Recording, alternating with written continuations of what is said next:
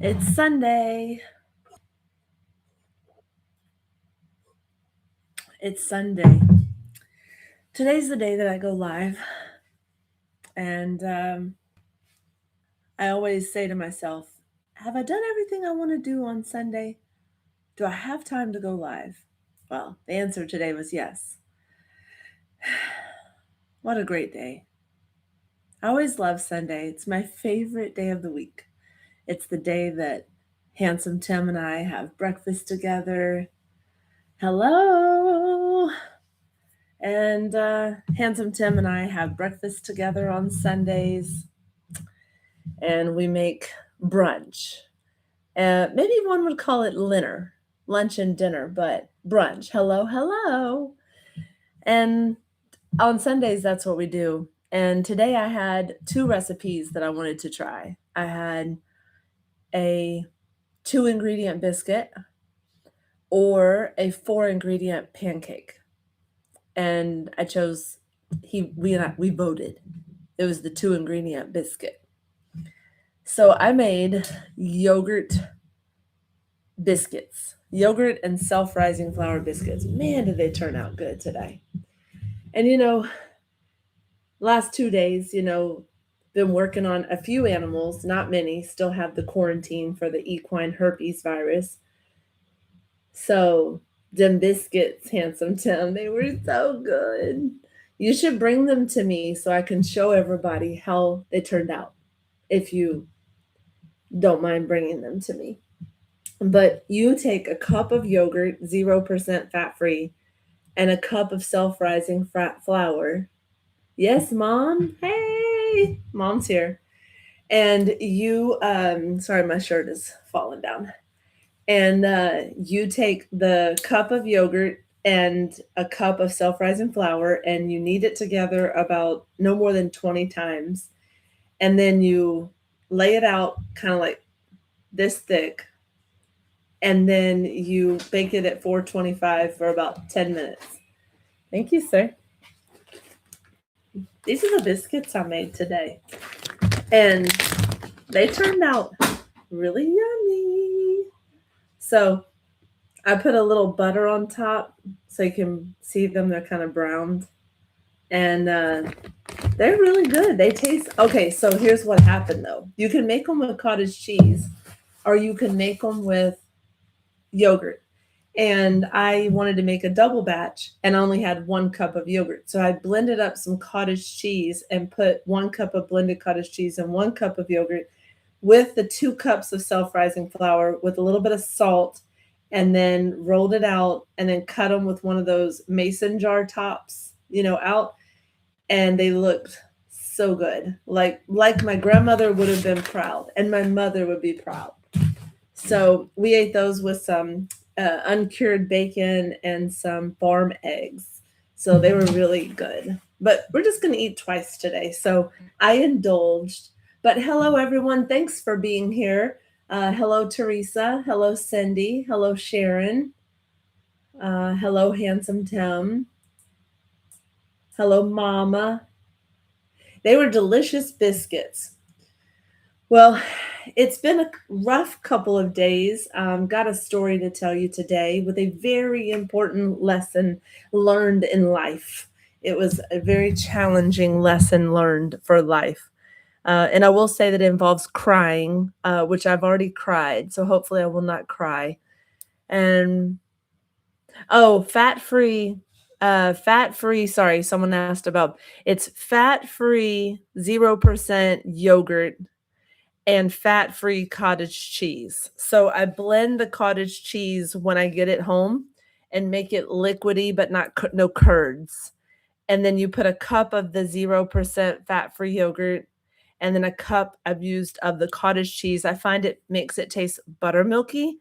And then 2 cups of self-rising flour. Now that makes around 16 to 18 biscuits. So if you only want to do a little bit of biscuits, do 1 cup of self-rising flour and 1 cup of 0 fat-free yogurt. And then I bake mine at 425 for about 13 to 15 minutes.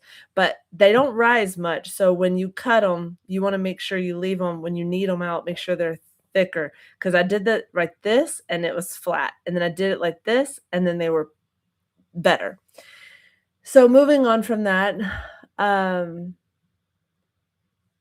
I'm just noticing here something. Hold on just a minute. Oh, okay, I see. I just saw Handsome Tim.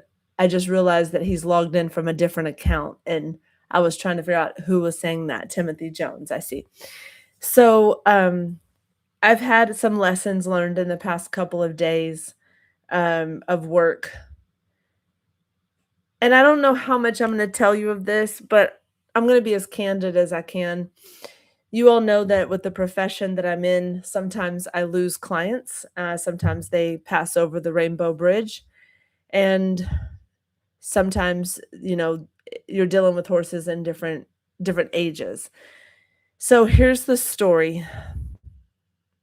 First, you all know that I'm a Christian, so I believe in the Most High, and also I believe that in Proverbs 12:10 that the righteous care for the needs of the animals and the wicked are cruel. So, with the righteous have taking care of the needs of animals, you don't really control your ability to of how much you can help an animal. I guess you could say, how much can I help an animal when I go there?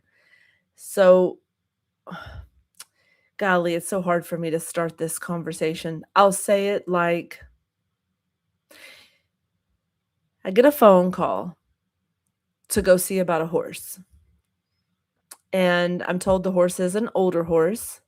He's about 30 years old. And he has had 2 accidents in the past 2 weeks.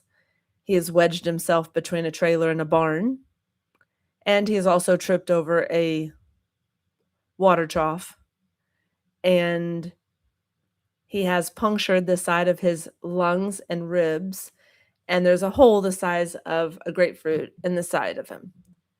We do about 4 adjustments, and with antibiotics, the help of the vet, and medications, the hole closes that's on the side of him, trying to help him stabilize. And there comes a time in the conversation of how much can chiropractic help and how much is not chiropractic. So I had to have a talk with the owner, and we came up with she is doing everything she can to help her boy. She loves this horse, and she's doing everything she can to help him. But there's a limit on the amount of chiropractic that I can do without being able to see. So I recommended x-rays, a neurological exam, and to stop the adjustments until we get that done. So there's that fine line of knowing when chiropractic will help and when it won't, and when we need a vet to help. So that happened yesterday, and it left me very somber, very sad. I cried twice since leaving him. I think he's tired. I think he's holding up all his weight, and I noticed that he's been leaning against a rail. Something was not wrong with his hip. And so we'll see what happens with him. But not all stories are happy stories. And it is important to be candid about both sides. We can't live in a world where it's just everything's awesome and they're baby donkeys and chiropractic, getting adjusted. Sometimes there's some harsh side of seeing animals and animal chiropractic, definitely. Um, I'm feeling better. I did cry, told Jessica the story, and she said, there's only so much you can do for an animal, and advocating for what they need when you have no control of whether they go or whether they stay, that's a big deal, to be able to advocate for them and advocate for what they need. So I did drive off crying. I prayed over him and asked the Lord to give him peace and help him out. And it's definitely hard to sometimes be able to see I'll call it a visual trauma.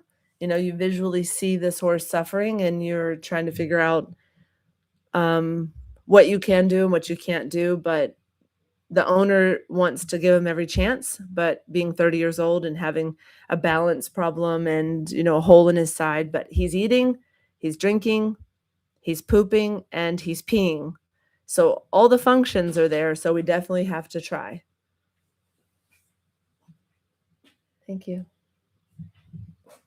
He brought me my phone.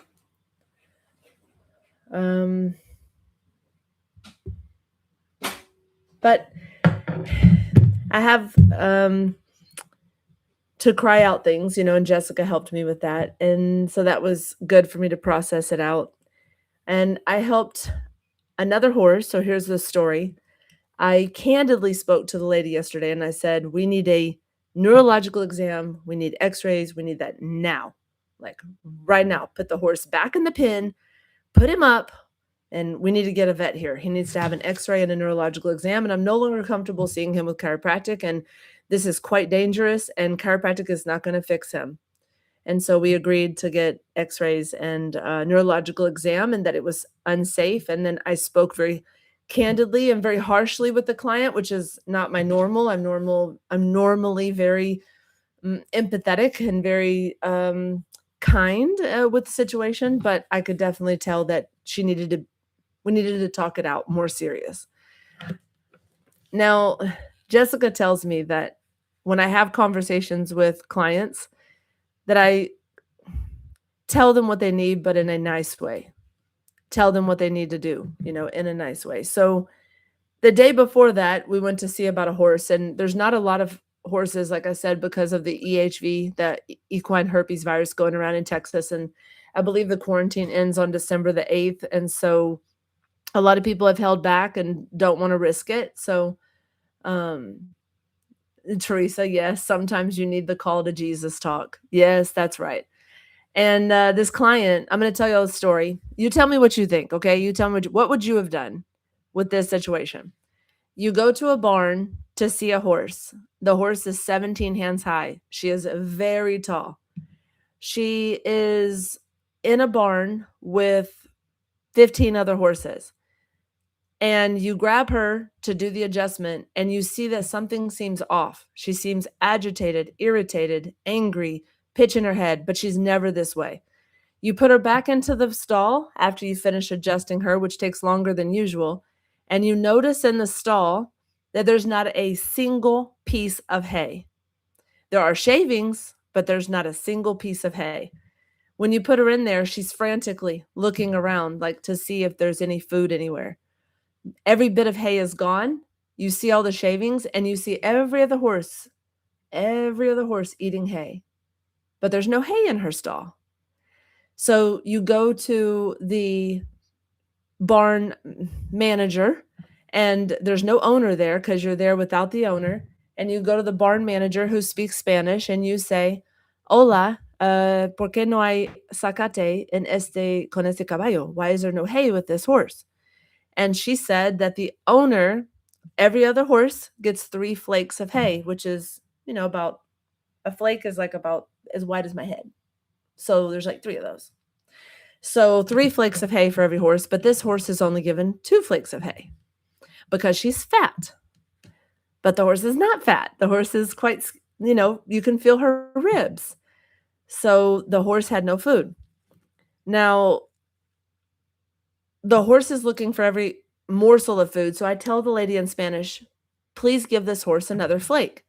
She gives the horse another flake, throws it down on the ground. The horse is eating the hay. And when we say, bye, good girl, she pins ears and tries to bite us.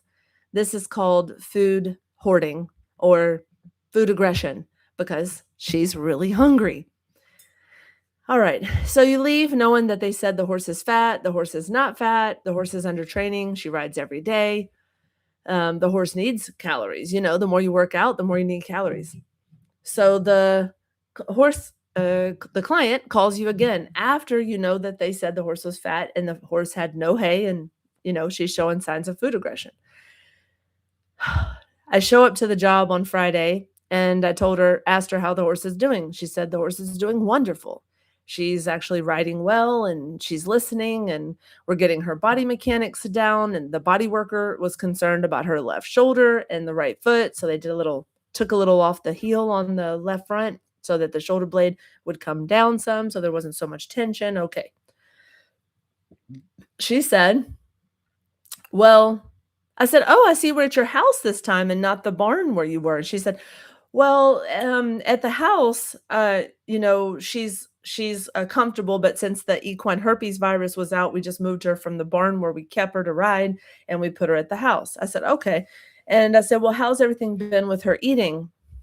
Trying to be gentle. "How's everything been with her eating?" She said, "Well, at the house, she gets, half a scoop and she gets to eat grass, and, when she's at the barn, she gets half a scoop of grain and she gets, 2 flakes of hay in the morning and 2 flakes of hay in the evening." No, sorry, back up. She said she gets half a scoop of grain and all the hay that she wants when she's at the barn. All the hay that she wants.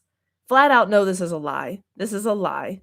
She was being restricted to 2 flakes in the morning and 2 flakes in the evening. So I gently tell her, "I'm not a passive person, and I need to speak quite candidly about something. When you said that she's at the barn and she gets half a scoop of grain and 2 flakes of hay in the morning and the evening." Oh, I keep saying that wrong because that's what I'm gonna say. Anyway, I said, "When you said she gets half a scoop of grain and then unlimited hay, I wanna tell you about something that I noticed when I was there at her last visit. At her last visit, she was very agitated, and I didn't know why, and we put her back in the stall. There was not a drop of hay in the stall. And every other horse had hay, but she didn't, and she seemed very hungry, and she was eating shavings off the ground. So I asked the Hispanic woman that manages the barn to give her another flake because she told me that she only had 2 flakes, but I know that she's under training, so she needed to have 3 flakes, and I knew you wouldn't mind if I told her to give another flake, so that's what happened, but I wanted to let you know that it's not her fault. So if you did find out about it, it was something that I did because the horse needed to have more calories and she's slightly underweight." She looks at me, very strange, and she says, "She's underweight?" I said, "Well, in our training, they tell us a horse should be a perfect 5. 10 is morbidly obese and 0 is emaciated. So where she's at right now, she was a pretty good 5, but now you can see and touch her ribs, and you can see her hip socket, like her hip wing of her pelvis, and she's lost muscle on her top line and in her butt. So, yes, she is gotten underweight." And, she was shocked. She said that people are telling her the horse is fat. She's been food restricting. She misspoke when she said about the horse eating all the time. Well, I felt quite strange for having to have this talk. It's not every day you have to have a talk about a horse being food restricted, especially a horse that is as expensive as she is. You would think they would want to do the best for her. Well, I got a text message from her this morning, and she said,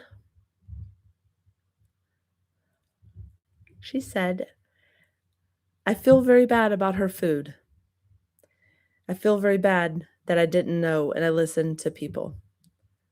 And thank you for being honest with me."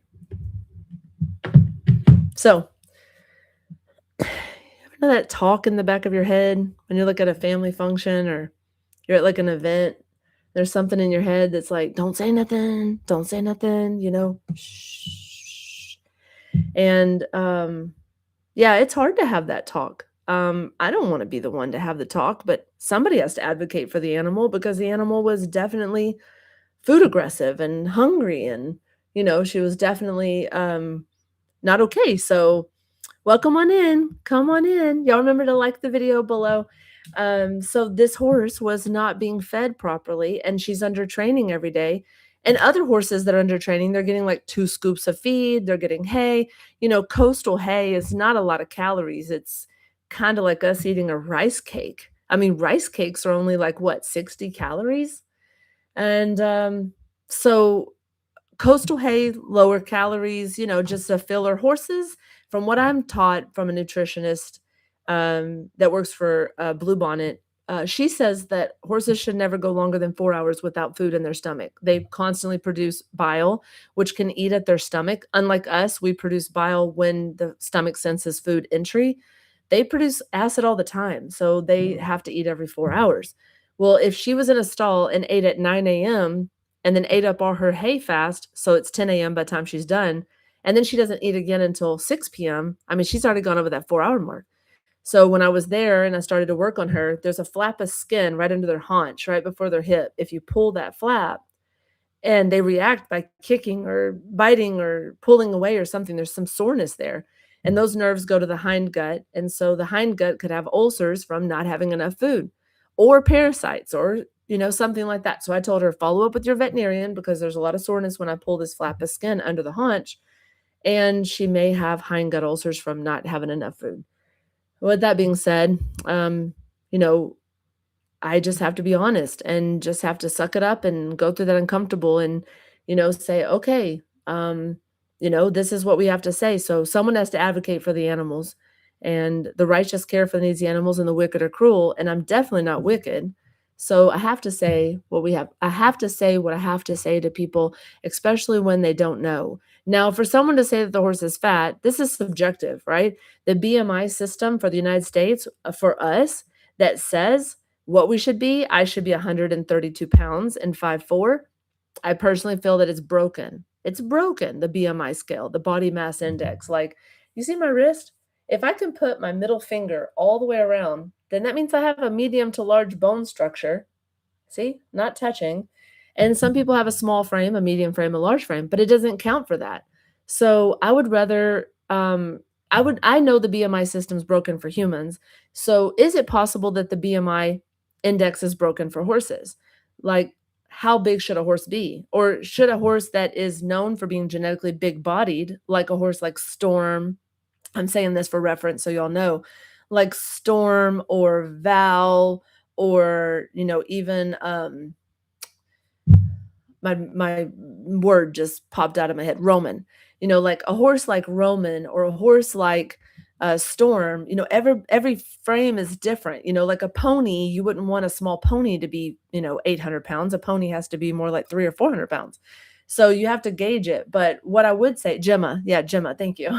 So Prim, Gemma, Storm, all those horses, those are bigger boned horses. So they can stand to have more weight on their body. They don't have to be really thin. You don't want to be able to see a horse's ribs. Some people say you can see the ribs if they're under work, things like that. But in my personal opinion, I believe if the BMI is broken for humans, it's possible that it's broken system for horses. For people, I'm currently working on my weight, but for my frame, with my muscle and with my size, I feel like 160, 155 is a good weight for me. So, a lot of times, exactly like someone just said, the BMI suggests I should be 105 to 117. You would look sick. You would look like you're on drugs. And when I got down to 132 pounds, trying to go into the military when I was 17, everybody asked me if I was on drugs or if I was sick, if I had cancer. So I think that we need to have more meat on our bones.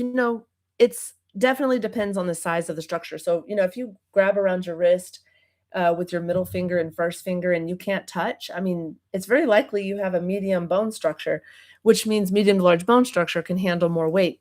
Arnold Schwarzenegger in his prime was morbidly obese.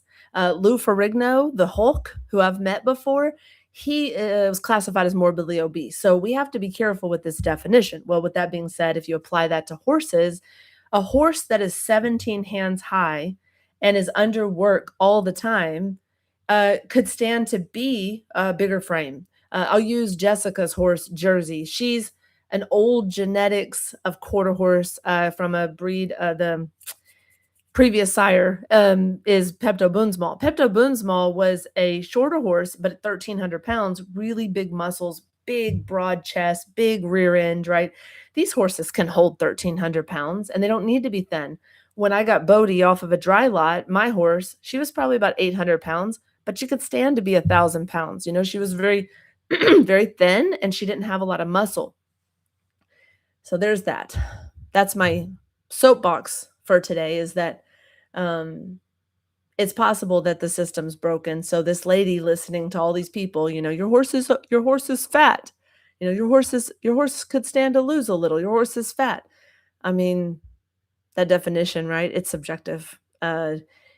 Each person's going to say something differently, but if a horse is food aggressive by when they're eating their food and they turn and right, and they're trying to bite your head off while they're eating their food, they're food hoarding. And in a herd mentality of 15 other horses in a barn and she was being starved out per se, she would be seen as low on the totem pole and the other horses are dominant because they have food. So I don't think that that's a good behavior to create in horses where the horse is food aggressive. It's definitely important to have the horse feel satiated, where the horse will stand in a corner and put their head down to take a sleep, when their belly is full. You definitely want to have a horse, have a belly that's full. Mary Lou says, my husband is 6 foot tall and weighs 210. According to the BMI, he's obese. But see, 6 foot tall and 210. I mean, what if he has muscle? I mean, what's the gauge here? Um, I definitely think that that's something. I definitely think that's something to be conscious of. Is that when someone says, "Oh, you're fat," my entire life I've spent dealing with the fact that people called me fat. My entire life. When I was a child, "Oh, she's fat. We're not gonna let her go see her grandmother anymore because she gets 10 pounds heavier every time she goes to Kentucky and has Little Debbie pecan pies." There's a time period for children in different age groups. I feel like you're gonna go through kind of a fluff period, but you always regulate back with a guardrail that's healthy. Maybe the guardrail is that, you now are in a size 8 pant and you're not able to button them and you're about to buy a 10. Well, maybe you don't want to buy a size 10 clothes and then you self-regulate and you say, "Let me go on Weight Watchers or Slim Fast or Keto or whatever it is to put yourself back." I think that our clothes are our guardrail, right? And also our wanting to be healthier. Like we desire, everybody deep down desires to be, uh, everybody desires to be healthy on the inside. And how we feel healthy is a mindset of discipline. I wanted to talk about that too, is a discipline. So disciplining her horse to have 3 flakes in the morning and 3 flakes at night and then taking her down to 2, the horse didn't understand why she was being penalized, and in the horse industry, they have this saying like, "Your horse is running hot." If the horse is not listening, or the horse is bucking, or the horse is doing something they shouldn't, they say, "She's hot. Take her off of food." We went to another job in Plantersville, Texas, where a barrel horse bucked under saddle, and they said, "She's running hot. Take her off her food." Well, they pulled her back off from 2 scoops down to half a scoop, and the horse developed ulcers, and now the horse is worse when the horse was bucking because it had a misaligned pelvis. Once we adjusted the horse was better. They put her back on the food. I don't think we should food restrict animals. I mean, God made them innately. That's one of their things they do, right? They eat, they graze, they're calm. So by pulling them back, I think that created a problem. And I know there's been some conversations around that, whether people feed their horses too much, whether horses are being given too much grain. I will say there's a dance, especially when the grass is green and the sugar content is high. There's a dance with horses. But to know if a horse is big boned and then can stand that weight, that's only between the owner and the vet or a nutritionist, where they know that. So I definitely feel like this subject has come up, but being honest to the horse owners, the dog owners, I went to a house where, wait for this, German Shepherd, 8 years old, itchy all over, and the German Shepherd weighed 150 pounds. And when you look from the top down, it was one size the whole way down. Like, I don't know the analogy, like a 4x4, like very wide. Um, I think that the owners needed to know. So I was like, look, your German Shepherd is overweight. This is affecting the joints. This can cause a lot of pressure. What are we currently feeding the German Shepherd? We need to talk to the vet, maybe talk to a nutritionist. There's some holistic vets out there with the American Holistic Veterinarian Association. It's called the AHVA. And we have a couple of those. Yeah, baby loaf. The AHVA can help with kilocalories for animals. And when I was trying to get our first dog, Tim and I's first dog, Scrappy, I was trying to get his weight under control. The veterinarian said you can measure around the dog and then come up with a healthy weight for the dog. And my dog at the time was 56 pounds, but he was like a small terrier. And she said his ideal weight would be around 42 pounds, 40 pounds. Okay, cool. How do we do that? She's like, well, did you know that the kilocalories are on the back of the dog food? And if you look in fine print, it'll say 450 kilocalories for 1 cup. My dog was supposed to have 450 kilocalories a day, but he was having 2 cups a day, which was 900 kilocalories. Well, of course, he's never going to lose weight because he's not in a deficit. He needs to be like in a deficit.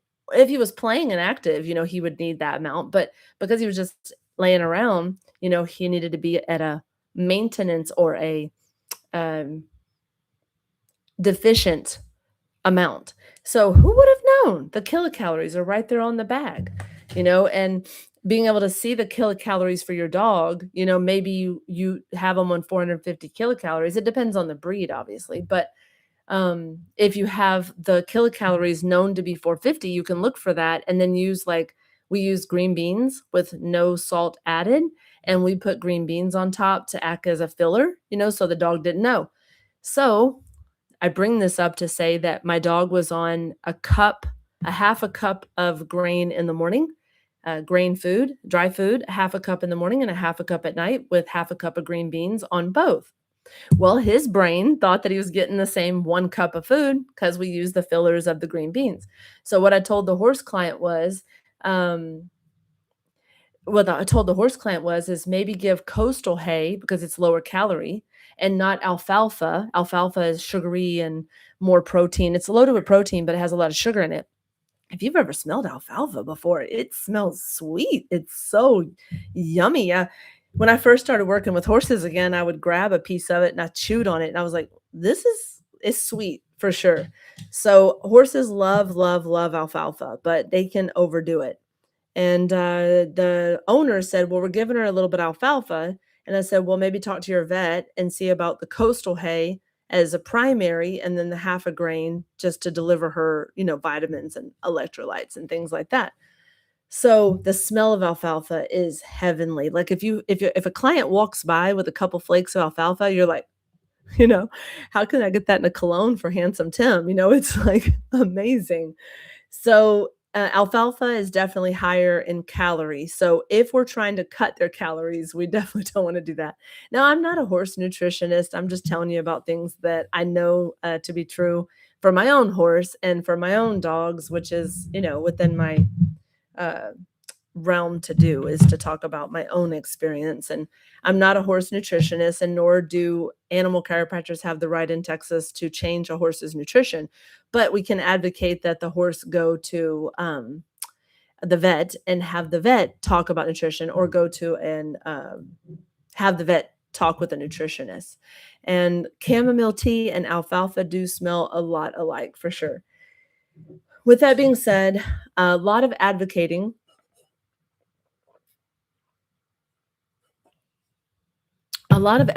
for animals in the last couple of days, but I think it's also come up because of the EHV and the equine herpes virus. People are being more conscious about where they're going and what they're doing and with their animals. And so um that's what's happened over the last couple of days mostly, and just being um just being more conscious about our animals' weight. They say 60% of Americans are obese, and animals are following along with that. So just having to make sure their joints, because it does hurt their joints. The bigger the animal, the more their legs have to hold that because of the way they're on all fours. Now, for us, it's our two legs, right? Like our hips and our knees. And really cool study that came up a couple of years ago. And I need to see if I could find the link for it and I could post it. But for every pound that you gain, this is crazy when I tell you this, it puts 4 pounds of pressure in your knee joint and 7 pounds of pressure in your hip joint for every 1 pound. And so for every pound lost, let's look at the other side. For every pound lost, it takes 7 pounds off your hip and 4 pounds off your knee.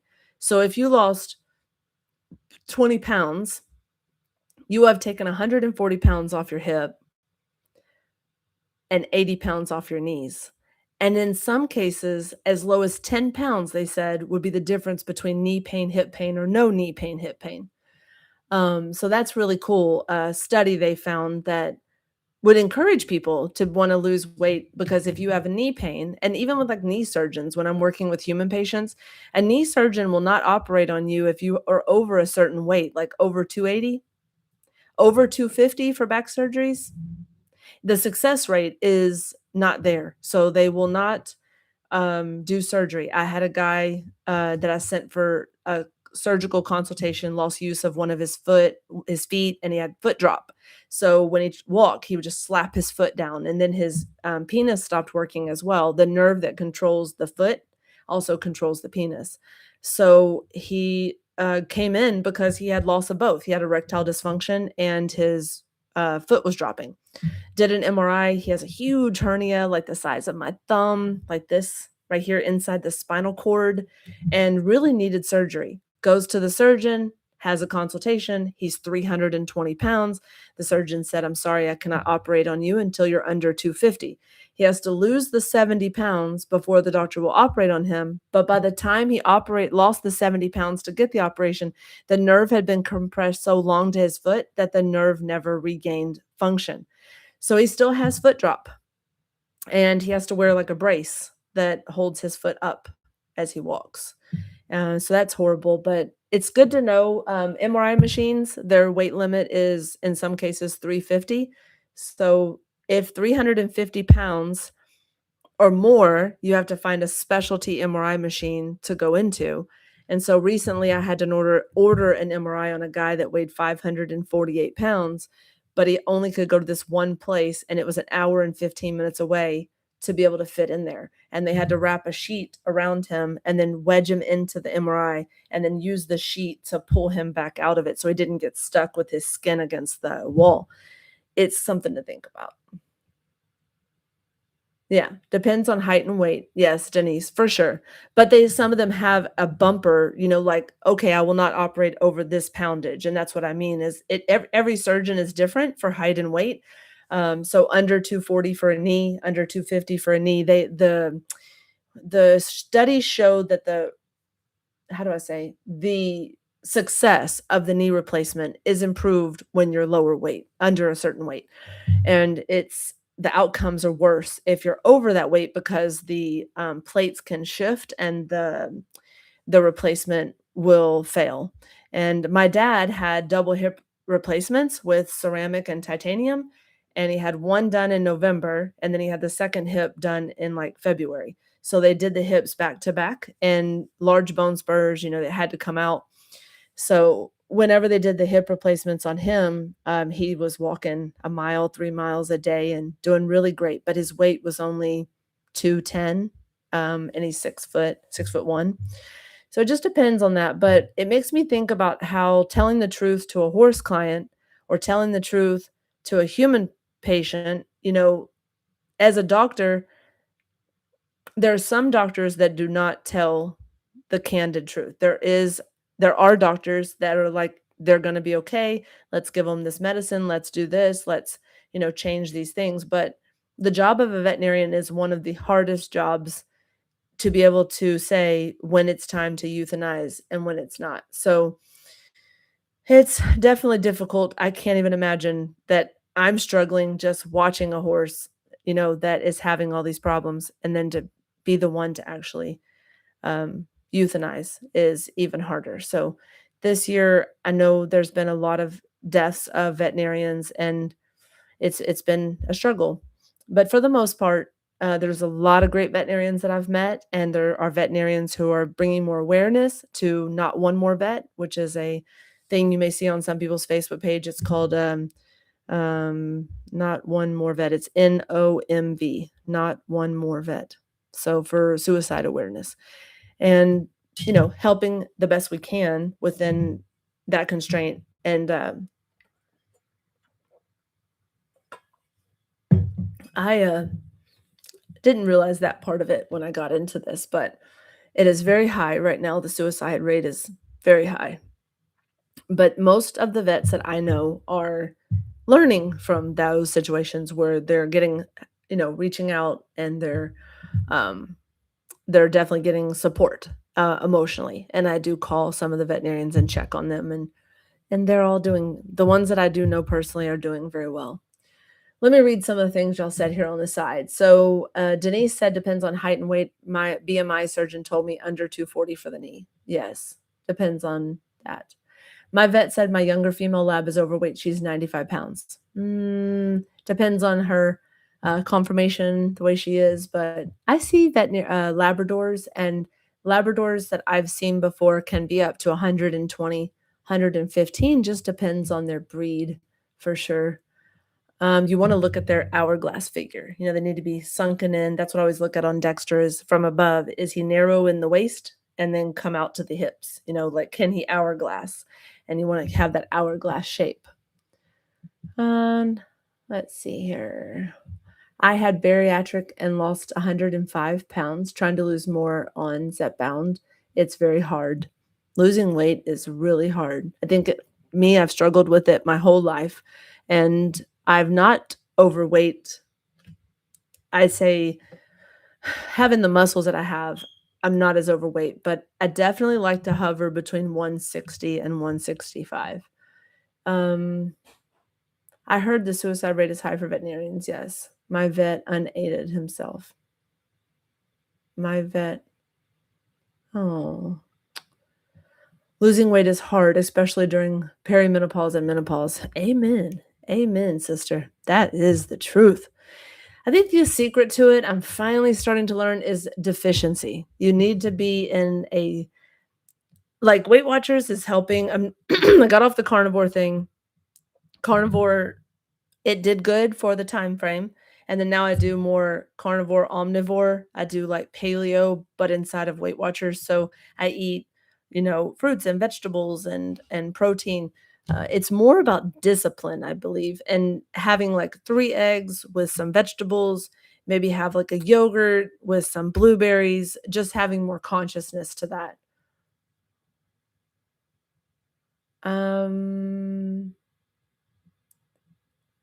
Oh man, I'm sorry to hear that.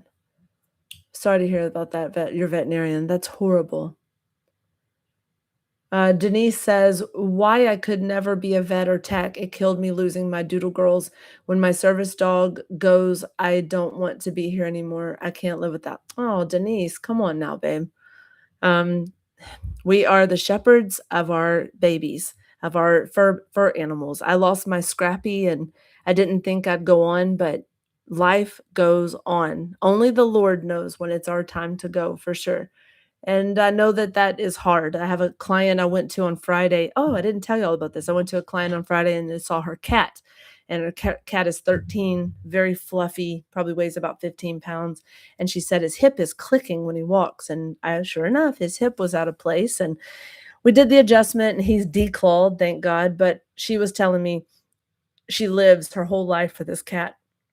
Like, she has to go home quickly from the store because she can't be away from the cat. And when her cat's no longer here, she struggles to think how she'll be able to go on. But the Lord will find ways for us to continue to go on, and definitely reach out to someone. I'm, big advocate for support and having someone talk to you, and they have a lot of they have a lot of help and a lot of ways you can reach out, like free services with churches or community groups. There's some rescue groups that we can look out, pair up with. I'm looking at going back to do some rescue work with a couple of horse rescues. And I find that the more you put into animals and to other things that are bigger than yourself, you'll find a way to definitely to keep going.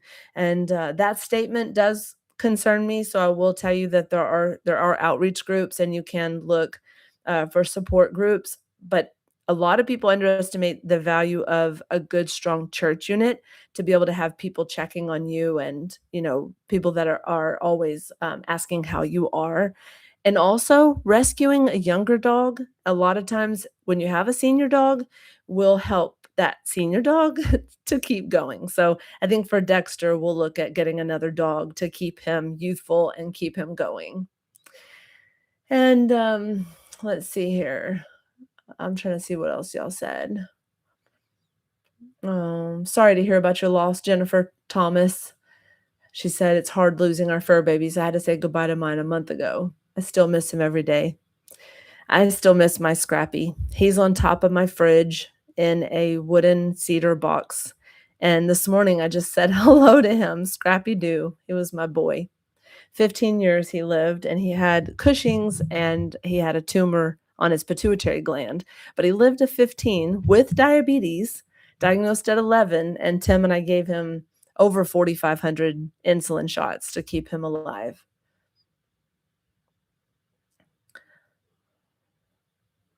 Yes, definitely. It's okay to ask for help and to reach out to someone. Teresa says, "My older dog did well after my brother got a dog and they would visit." Exactly.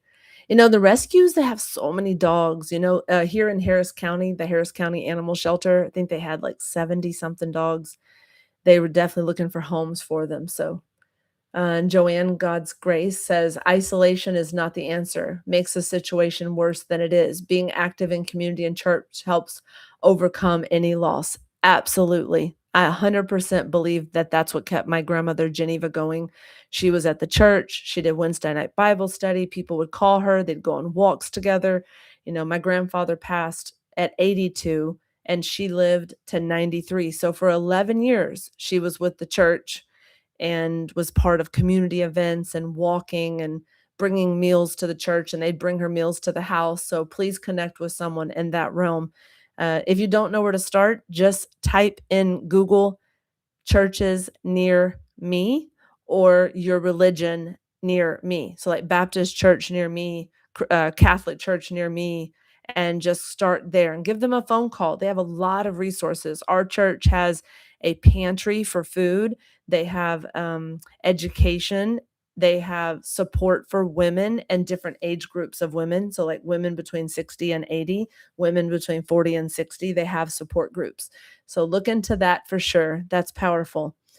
We were baptized at the First Baptist Church in Porter, and we went to their couples groups for a while. That helps a lot when you're first married and looking for some help there. Well, I love being able to talk out all of the things of how I feel. I believe that you all are really stronger than you know. I think I'm stronger than I even know. And being able to tell people the truth and be candid is really important. We need to not mince words in these days where this is good and this is evil. We need to say what it is and put it where it goes. If it is something of your benefit and is something for the betterment of you as a human being, it is good. If it is something that makes you feel weird or strange or uneasy, it is not good, and it, in my opinion, is not of God.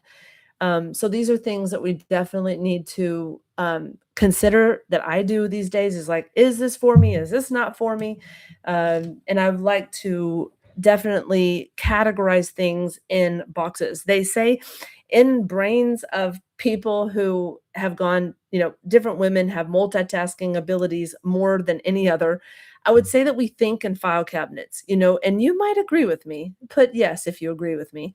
File cabinets. You might have a cabinet for every different thing that you deal with, like this one's for the home stuff, this one's for the church group, this one is for my animals, and there's different tabs. And the tabs of our brain, we need to organize those to where we are deciding what is something for us and good and something not. Now, when someone says the horse is given unlimited hay, and I absolutely know that that is not the truth. Thank you, Mary Lou. She says yes. You know when something is bad or something is good. So when she says, "Oh, the horse is given food whenever it wants," lie. The horse was being restricted to 2 flakes and had ate every single morsel of hay off its floor and was living off cedar shavings. Now that's the truth.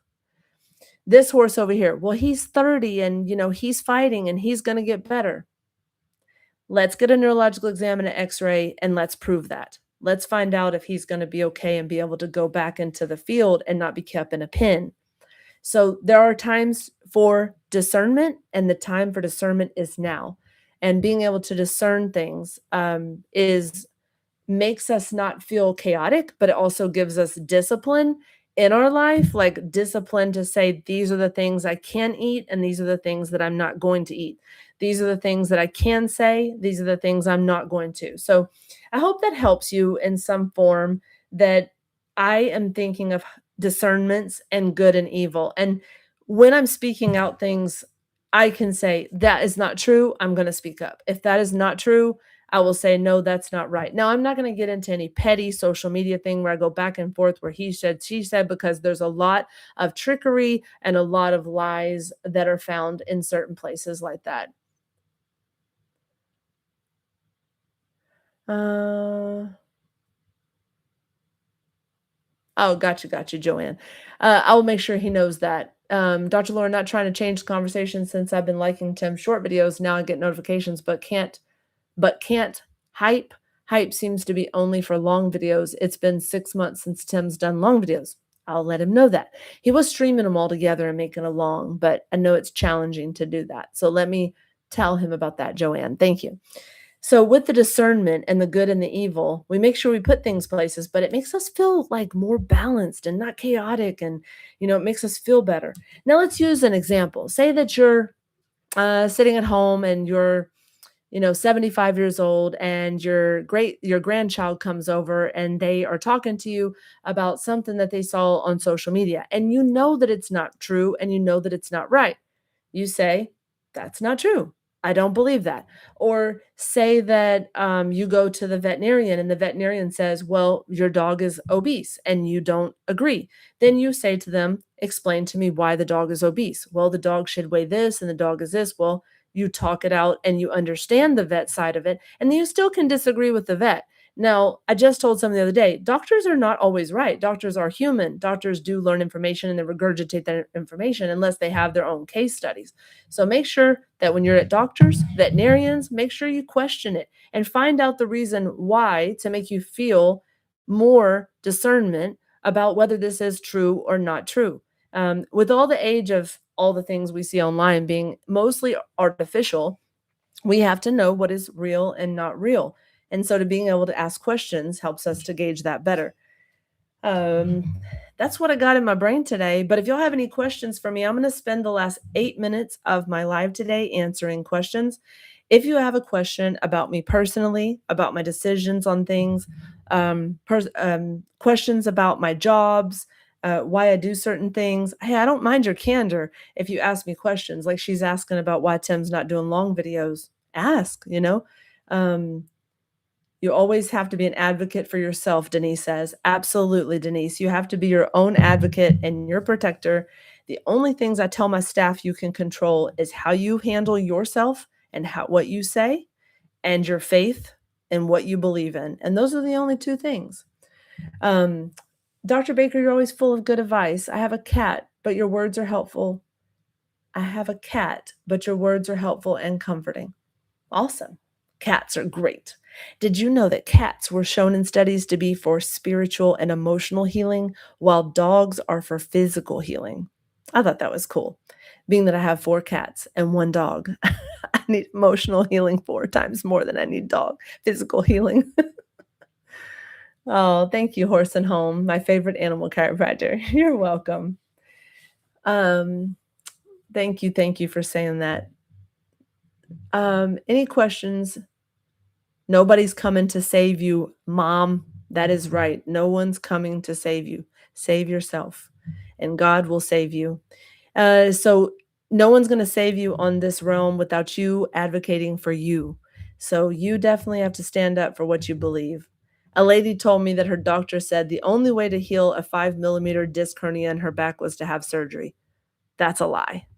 That's a lie, because Tim has healed his with exercise, eating better, all the things he does. His disc, we proved it on MRI that he reversed his disc bulge. So don't let what someone says to you be the final verdict. Ask questions. Um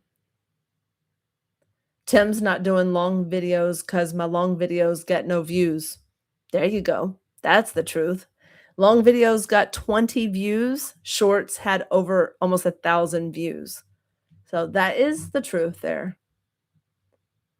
Do your own research as well. Exactly. You've got to research and look and see. Did you know that out of 80 years of study in the Medical Association, if you took out of the 80 years and narrowed it down, it would only be 10 years of conclusive data? So 70 years of things that are not conclusive. Now, ChatGPT, I use him like a resource, but he's not the end all be all. Did you know that ChatGPT messed up my Christmas cookie?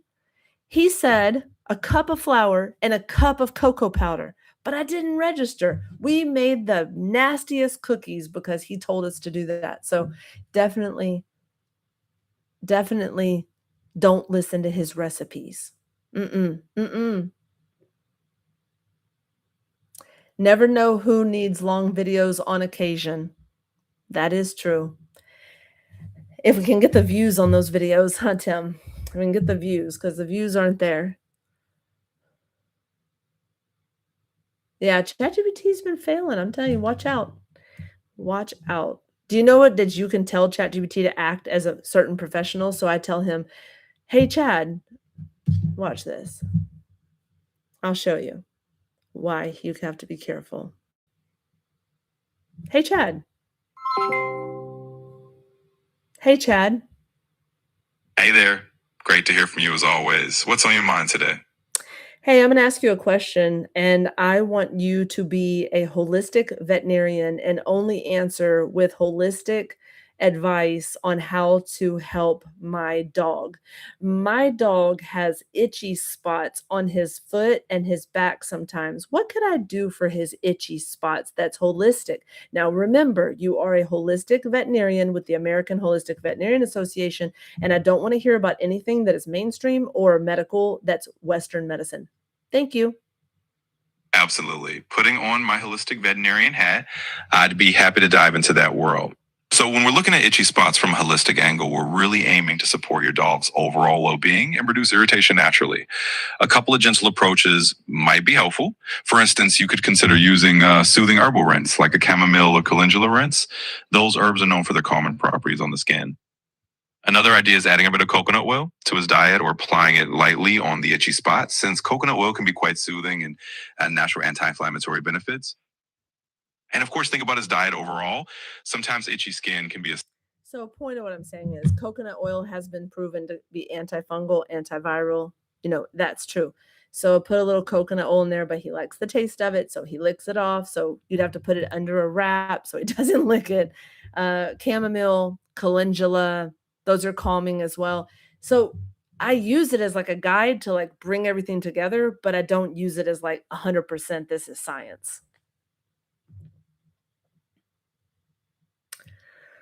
Okay, well, we have 2 minutes left if anybody has any questions. If you would like to ask me a question that's more private, you can email me at bakersarc@gmail.com. How is Manuka with honey soap? I think I'm understanding what you're saying, Denise. Manuka is different from most honey because it's derived from the manuka tree in New Zealand, where the bees feed on the flowers from the manuka tree. And manuka is a known antibiotic. So veterinarians are now advocating for manuka to be used on the skin for animals. So you can actually use manuka honey on horses' wounds and dog wounds. And I just asked a veterinarian and she said, yes, you can slather manuka on there. So manuka with honey soap. We went to see the Budweiser Clydesdales today. I'm jealous. I wanted to go do that. They were in the stalls behind the scenes. Even the Dalmatian was having a little nap in his dog kennel in one of the stalls. I love the Clydesdales. Oh my God. I went one time to see the Express Clydesdales in Oklahoma City. If you've never been, oh my God. It is amazing. You have to have a ticket. Didn't know that. I walked in unannounced, but they still let me go in. I told them I was an animal chiropractor. Thank you so much. Thank you so much. You have a great week too. Well, as we wrap up for today, if you guys, as always, have any questions, If you have any questions, you can email me at BAKERSARC, such as Animal Ranch Care, but abbreviated ARC@gmail.com. And I will see you guys next week with some more candor from an animal chiropractor and a lady named Lauren that will help you out in any way that she can. So thank you all for being here today and being such a great group to talk to. And thank you all for just always being willing to learn and listen. And thank you for loving animals. And, that's amazing. So remember that you are loved by the Most High, that you deserve more. Do not shame yourself. Love yourself. Be kind to yourself. And I will see you all next Sunday, God permitting, next Sunday at 4 p.m. All right. Y'all take care for now. Love you guys. Dr. Lauren, Animal Ranch Care, over and out. Until next time, happy holidays to you too.